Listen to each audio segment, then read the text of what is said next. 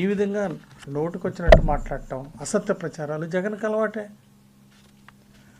అరే తుఫాను కూడా మానవ తప్పిదం అని మాట్లాడతాడు. ఈ ప్రజలు ఏమనుకుంటున్నారు? జగన్మోహన్ రెడ్డికి ఏమైనా మెంటల్ వచ్చిందా? ఏమన్నా మెంటల్ హాస్పిటల్ ఏమైనా చేర్చాలని చెప్పి ఈరోజు ప్రజలు అనుకుంటున్నారు. మానవ తప్పిదం ఏంటండి తుఫాన్కి?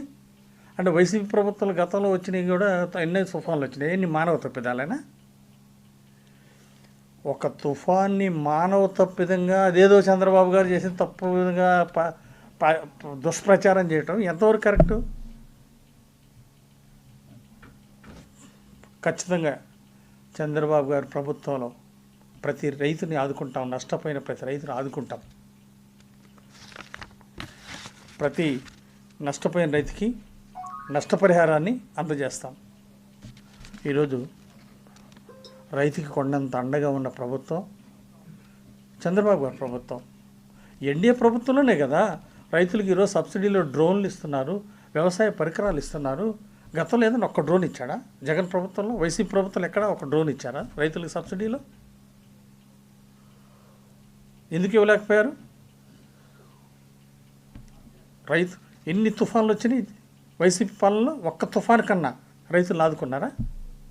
ఏ ఒక్క రైతు కన్నా న్యాయం చేశారా? ఎక్కడన్నా రైతులకి ఇమ్మని వస్తే అది మధ్యలో వైసీపీ నాయకులే దుబ్బేశారు. రైతులకు ఎప్పుడన్నా అందినాయా?